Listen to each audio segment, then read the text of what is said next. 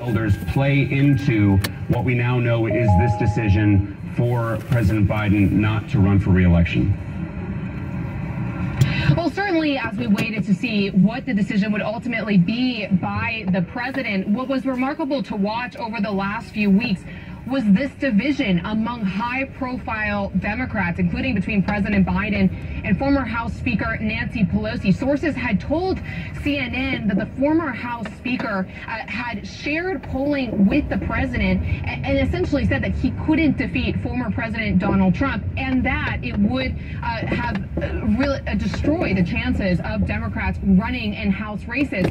During that private conversation, according to sources, was a moment in which the former House Speaker asked to get the president's senior advisor on the phone to talk through the data.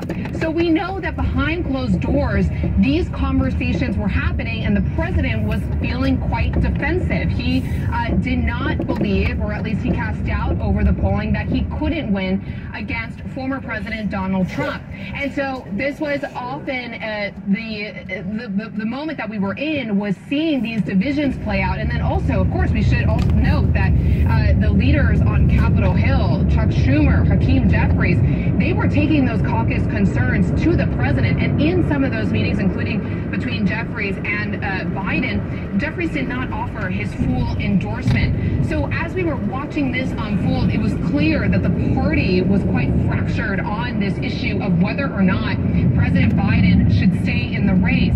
It's also worth noting where we were in terms of money. Of course, donors were among those that were adding their voice to the chorus of calls asking for the president to withdraw from the race. I spoke to sources who said big dollar donors were withholding their checks. There was just so many questions about what was happening next that they didn't feel it was worth putting the money forward because there was no clear answer. Then, too, Democratic strategists were also trying to navigate this as they were trying to get donors to continue to pour money into down-ballot races.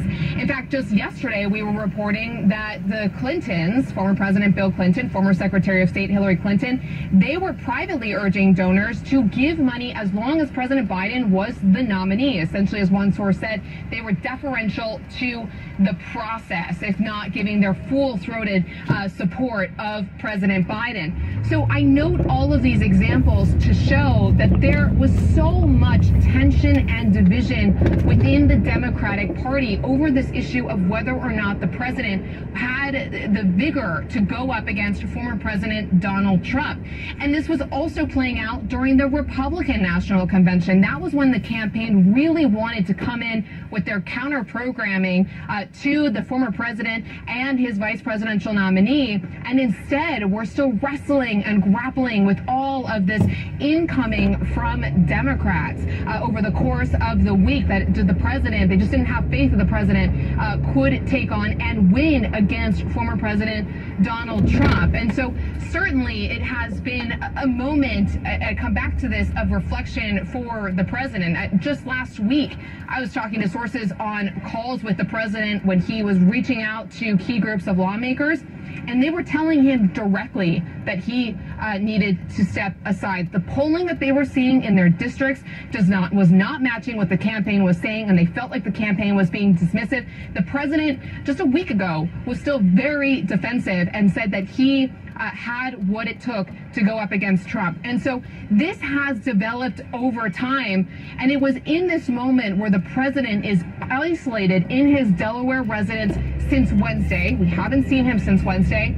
That clearly it allowed this moment of reflection for the president when he was here with his senior advisors to decide on his next steps and to make this announcement on a Sunday afternoon that he's no longer seeking re-election. Now, I should also note, we do anticipate that or at least we're told that the campaign was still planning stops and fundraisers this week and then also in the coming weeks.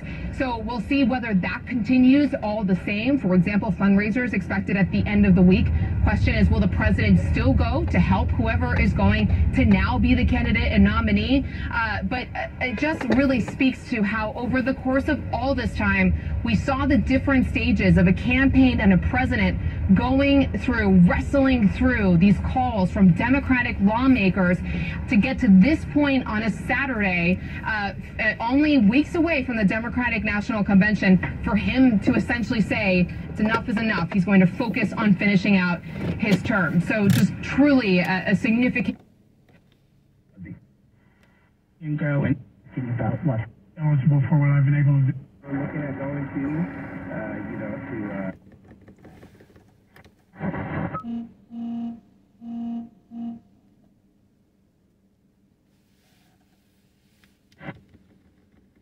just now a month out from the Democratic National Convention. It is going to be one of the most extraordinary months in American politics. The Republican convention just ended. Republicans have been planning to run against Joe Biden. Talking to just a few of them as we, before coming on the air here, there could be legal challenges to this. There are many, many questions being answered. But in terms of the Democratic side, talking to two Biden officials, this news was just coming. They were alerted to this just moments before the president sent his letter out. So this is still being digested in the party. The first question is, will he, when he addresses the nation later this week, which one official says could be on Tuesday, possibly on Wednesday, depending on his COVID diagnosis and depending how the week plays out, does he extend his endorsement or support for Vice President Harris? That